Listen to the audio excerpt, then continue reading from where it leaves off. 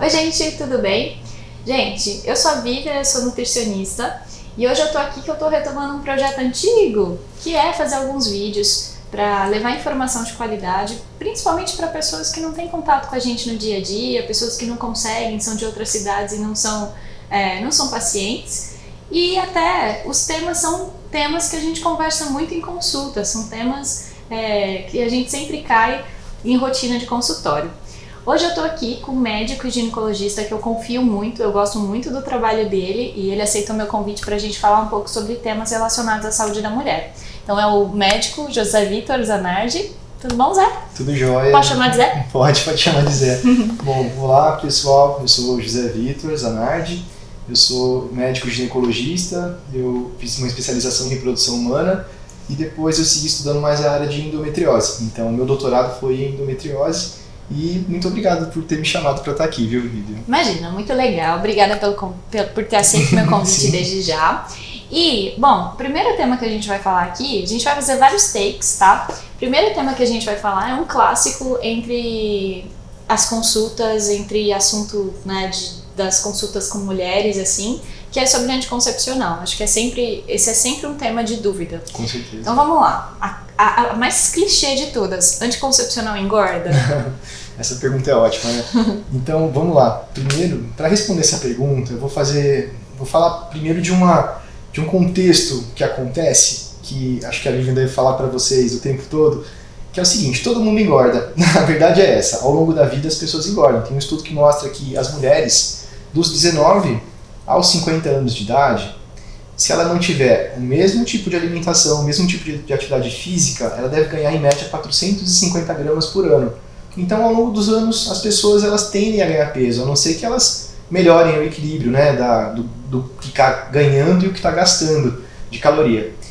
O anticoncepcional tem um estudo muito bom, que é um estudo chamado Estudo Choice, e foram 5.000 pacientes, foi publicado agora em 2015, e ele estudou vários tipos de anticoncepcional diferentes que as usuárias, elas, por livre e espontânea vontade, elas escolhiam entre o DIU de cobre, né, o DIU de progesterona, que é o Mirena, o implante. Depois eu posso falar especificamente sobre cada um deles. Pílula, anticoncepcionais hormonais e não hormonais, as pessoas escolhiam.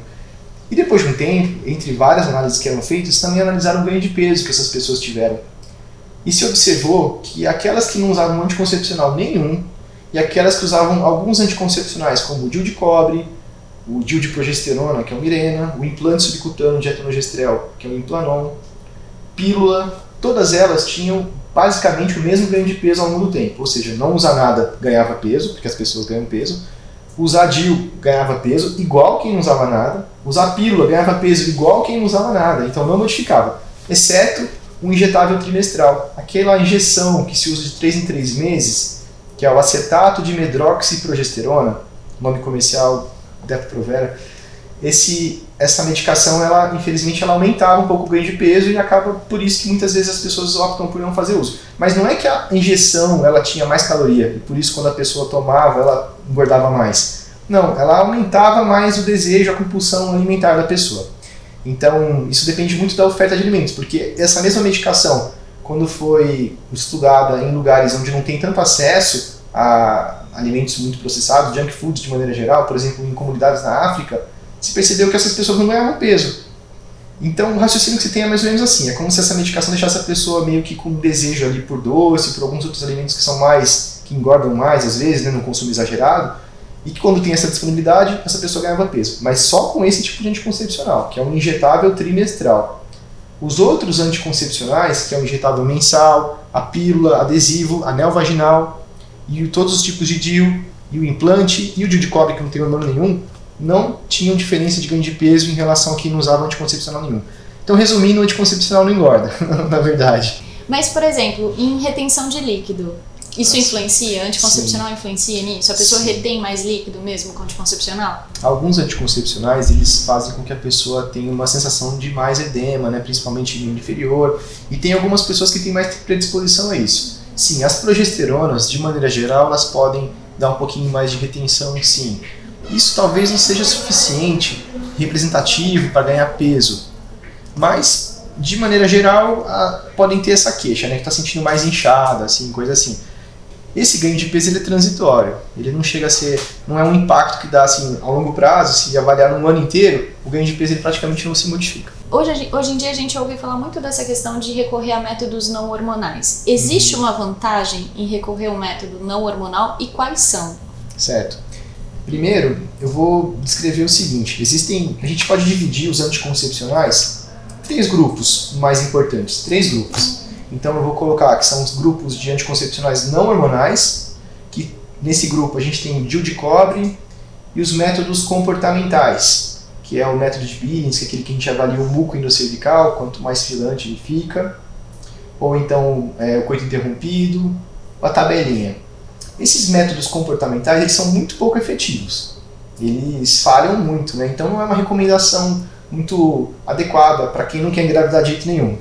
O DIU de cobre ele é uma opção muito boa. E a gente tem os outros grupos, que são os métodos hormonais, que são divididos entre aqueles métodos que têm estrogênio e progesterona e os métodos que só têm progesterona. Dos métodos que têm estrogênio e progesterona, existem alguns benefícios e alguns riscos também. Eu vou citar os mais importantes.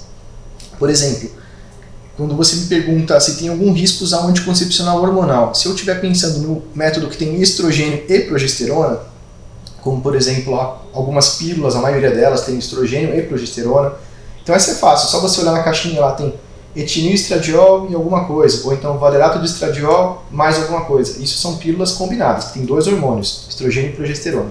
Nesse grupo de pílula, ou até em alguns outros tipos de anticoncepcional, como adesivo, anel vaginal e adesivo, a gente tem um aumento do risco de trombose, quando comparado com quem não usa nada de anticoncepcional, ou para quem usa só métodos não hormonais, ou mesmo para o grupo que só usa progesterona.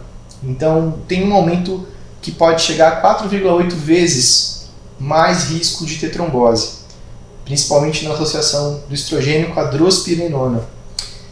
Mas tem uma coisa muito interessante, isso aumenta o risco relativo de ter mais trombose, mas em números absolutos isso não é tão representativo. Porque, por exemplo, usar esse anticoncepcional aumenta 4,8 vezes o risco de ter trombose, mas engravidar aumenta 40 vezes o risco de ter trombose. Entendi. Então engravidar é mais perigoso do que usar anticoncepcional. Mas aí, por exemplo, você sugere que quem tenha histórico de trombose na família já não recorra a métodos hormonais. Aí sim, tem toda a razão. Nesses casos eu acho que é muito importante que as pessoas fiquem atentas a isso. Na prescrição do anticoncepcional, não dá para ser uma receita de bolo, usa esse porque eu também estou usando, ou então vai na farmácia e pergunta qual que é o que está saindo mais, aí alguma coisa assim. Que isso é o que geralmente é feito, né? O que tem de mais moderno, mas porque isso não é adequado, porque realmente para prescrever tem que saber mesmo do histórico familiar, pessoal, tem que saber dos hábitos da pessoa, tem que saber dos objetivos, dos benefícios não contraceptivos que às vezes o anticoncepcional pode trazer. Então, tem que ficar muito atento. Isso que você falou é muito importante. Se a pessoa tem um histórico pessoal de trombose, dependendo do que levou esse tipo de trombose, é provável que ela não vá poder fazer uso de estrogênio e progesterona. Ou então uma doença até que é mais comum, por exemplo, hipertensão, que tem muita gente que tem hipertensão, né, pressão alta.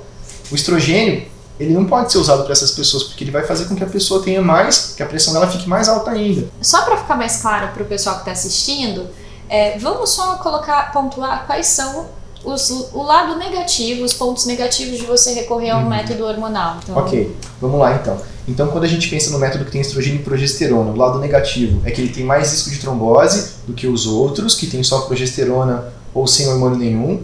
Isso é negativo, porque você tem uma opção com menos risco, né? Então dá pra gente pensar em outras opções. Também é negativo o fato de que o estrogênio ele pode dar mais dor de cabeça. Então eu lembrei até que eu ia falar. Quem tem mais dor de cabeça também é melhor evitar o uso do estrogênio. E ele também pode aumentar a pressão. Então quem já tem um antecedente de pressão alta, ele não é um método bom. Estou falando de um tipo específico de método de contraceptivo que tem estrogênio e progesterona. Dos métodos que tem progesterona só progesterona na formulação, e a gente tem pílula de progesterona, injeção de progesterona, e o DIU de progesterona e o implante subcutâneo de progesterona. Essas opções, eles não dão trombose e não tem mais risco de câncer ou outras doenças mais graves. Era uma outra pergunta que eu ia fazer, se anticoncepcional se correlaciona com o risco de câncer aumentado de mama ou colo de útero ou qualquer outro? A princípio não. Todos os estudos que a gente tem até hoje, eles são muito seguros para o uso a longo prazo, eles mesmo não aumentam. O DIU é relacionado a câncer de colo de útero? Mesmo o DIU com câncer de colo do útero, ele não aumenta esse risco.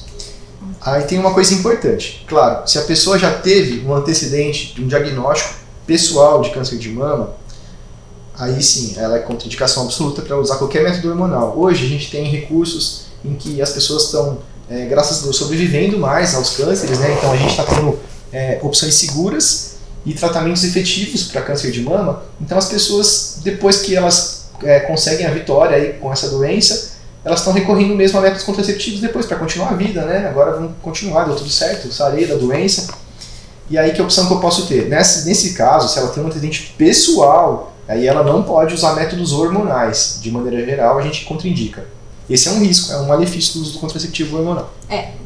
Supondo que a pessoa não tem esse histórico, vamos só contextualizar uma coisa. O anticoncepcional, o método hormonal, ele sempre culmina em redução da testosterona e isso pode influenciar em massa muscular, em dificuldade de ganhar massa, ou não, assim, tem formas de driblar isso? Sim, bom, sim e não, vamos responder assim. De fato, no metabolismo do anticoncepcional, principalmente no que tem estrogênio, a gente tem um aumento de uma enzima que chama SHBG, que é a proteína carreadora dos hormônios sexuais. Então, quando aumenta a SHBG, o que ela faz? Ela se liga na testosterona. Então, a gente começa a ter menos testosterona livre circulante. Então, aumentou a SHBG, diminui a testosterona.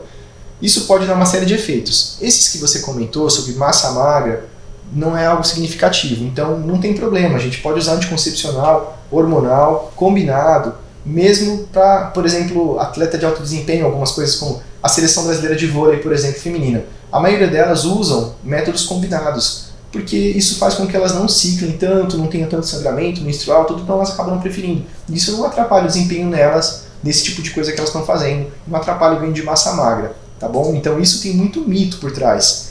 Mas de fato, aumenta o CHBG, diminui a testosterona. Quando diminui a testosterona, outros efeitos também podem acontecer, como diminuição do desejo sexual, que é uma coisa ruim, e alguns efeitos positivos, como por exemplo a melhora da pele, melhora da oleosidade, da espinha, da queda de cabelo, do aumento de pelos no corpo, tá bom? Então, às vezes pode ser positivo também o efeito que esse remédio está causando, que não é só impedir gravidez.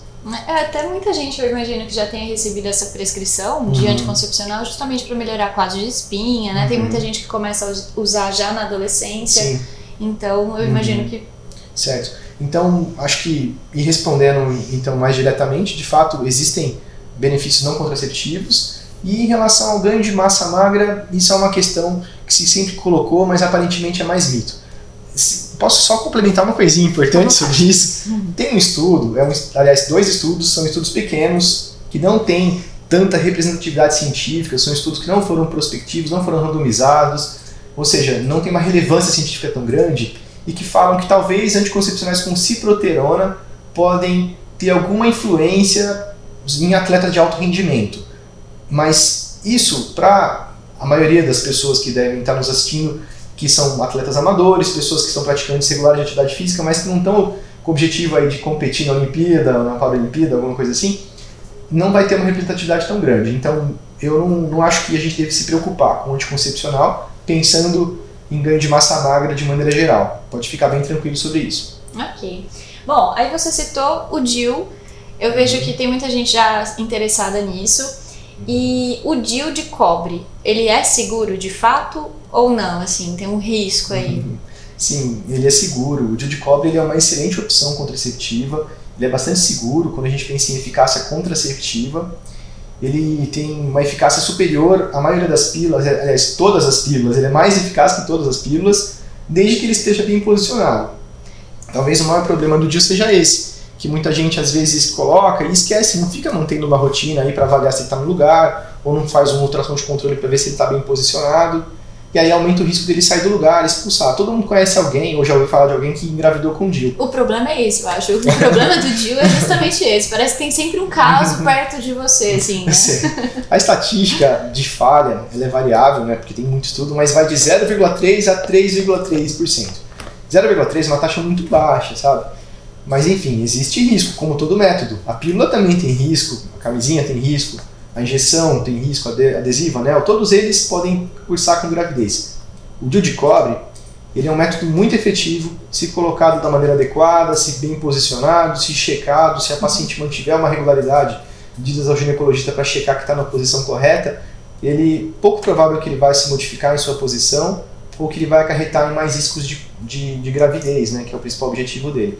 E além disso, ele tem o benefício de não ter hormônio nenhum, que talvez seja uma das propostas aí, de quem usa ele. É porque aí já não vai interferir, por exemplo, em libido, Exato. né? Já Perfeito. às vezes tem mulher que sente uma retenção de líquido maior com o método hormonal. E, por exemplo, o DIU de cobre, de quanto em quanto tempo você recomenda essa checagem, assim, para quem opta por esse método? A gente, depois que coloca o DIU, a gente faz uma checagem em 30 dias para avaliar se ele está numa posição adequada. E depois pode ser uma avaliação anual, a não ser que a pessoa venha sentir uma cólica muito forte do nada, teve uma dor muito acentuada, ou começou a ter um sangramento muito irregular, além do habitual, que são situações que poderiam, de alguma forma, modificar o posicionamento do DIU. Se não, anualmente ela pode avaliar na consulta que ela faria regularmente com o ginecologista dela. Para quem não é indicado o DIU de cobre? O DIU de cobre, virtualmente ele pode ser indicado para todas as pessoas, inclusive quem nunca teve filhos. Talvez não teria sentido a gente usar em quem nunca teve relação sexual, que é a única maneira que eu penso que teria alguma dificuldade.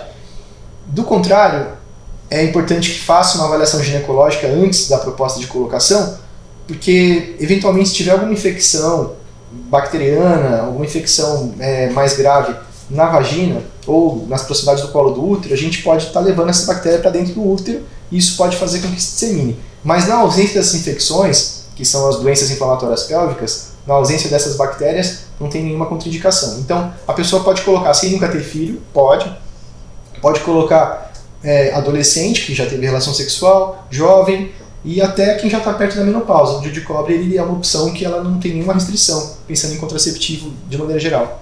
É interessante você falar isso porque tem muito médico que não aborda essa opção com o paciente, né? Ou até tem muito médico que não se posiciona tão a favor e o que a gente vê às vezes é sempre uma tendência a recorrer a métodos hormonais, né? Então é uma informação legal porque a pessoa, do final das contas, ela que pode decidir isso ali com o médico dela. Exato. Bom, então acho que de anticoncepcional é isso, né? Muito esclarecedor. Ah, uma última, né? Que DIU de cobre ou DIU de prata? Tem diferença entre esses métodos ou não? Olha, até o momento não tem nenhum estudo que se mostra que existe uma grande vantagem do DIU de prata em relação ao DIU de cobre. Aparentemente a eficácia é muito similar, exceto pelo preço, que o DIU de prata é um pouquinho mais caro. Esclarecimentos, acho que foi muito legal. Anticoncepcional é sempre um tema, assim, acho que vai ajudar muita gente que está assistindo. E é isso, obrigada por ter nos assistido até aqui. Acompanhe os nossos próximos vídeos.